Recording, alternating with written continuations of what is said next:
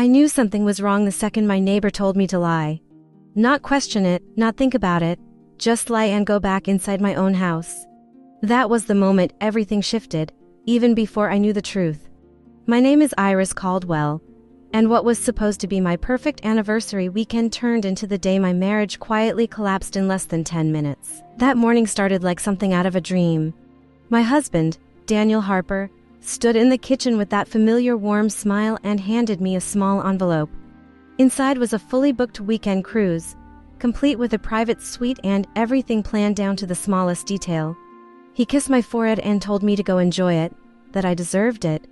The word deserved echoed in my mind as I packed my bags, because something about it felt off in a way I could not explain. As I stepped outside with my suitcase, trying to convince myself I was overthinking things, I heard a soft voice call my name. It was my elderly neighbor, Mrs. Halpern, standing on her porch with a look I had never seen before. She did not smile or wave. She simply leaned forward slightly and told me to go back inside and say I forgot my passport. Her tone was low, urgent, and certain, like she already knew something I did not. I hesitated for a moment, confused and unsettled, but something in her expression made it impossible to ignore. People like her do not invent drama, and they do not interfere without reason. So I turned around, walked back into the house, and told Daniel I had forgotten my passport. He paused for just a fraction of a second before smiling again, telling me to go grab it. That pause was small, almost invisible, but it was enough. I went straight to the bathroom, locked the door, and sat down, my heart beating faster than I wanted to admit. At first there was nothing but silence, the kind that makes you question your own instincts. Then I heard voices from the living room, quiet at first, then clearer as I moved closer to the door. And within those few minutes, everything I believed about my life began to unravel. A woman's voice broke through first, soft and comfortable, like she had been there many times before. She asked if I was gone, not if I had left or if I was on my way, but if I was gone. That single word hit harder than anything else. Then Daniel answered calmly, saying I was already on my way. I stood there frozen, my hand gripping the door as the truth started forming in my mind. They talked about the suite, about having 3 uninterrupted days together, about how easy it had been. The cruise ticket sitting in my bag suddenly made sense, not as a gift but as a way to remove me.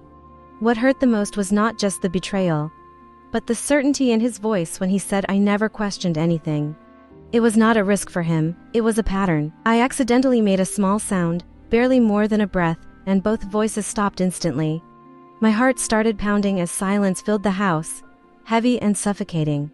After a moment, he reassured her that I was gone, and the conversation resumed, softer now, moving closer down the hallway. I realized then that those 10 minutes were not just about hearing the truth. They were about understanding exactly what had been happening behind my back. I stayed there a few seconds longer, forcing myself to breathe, forcing my mind to settle.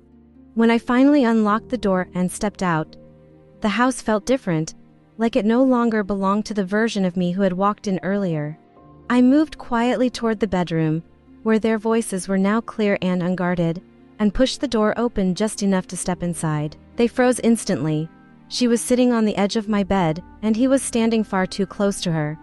The look on their faces was not guilt at first, it was confusion, like they could not process how I was standing there when I was supposed to be miles away. He tried to recover quickly, asking if I forgot something, still pretending, still clinging to the version of events he had planned. I looked at both of them carefully, taking in every detail, because I knew this was a moment I would never forget. I told him yes, I forgot something, and stepped further into the room, closing the door behind me with quiet finality.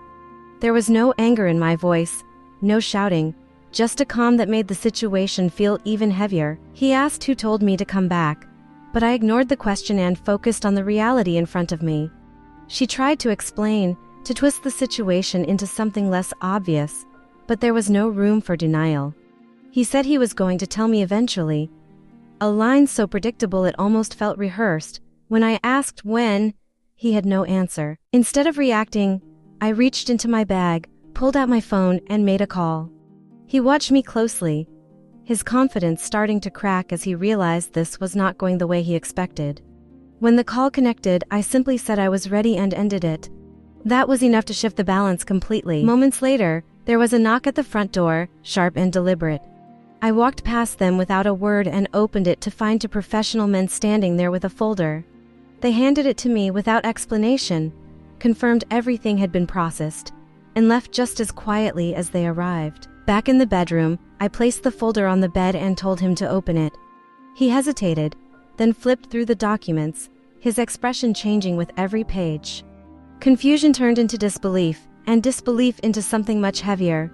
It was a property transfer, finalized and official. I explained calmly that the house had always been under my name, something he never bothered to notice.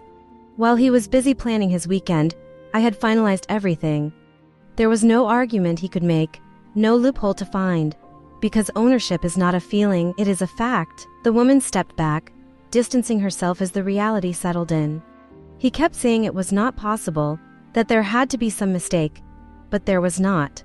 When he finally asked what they were supposed to do, I looked at both of them and told them to leave.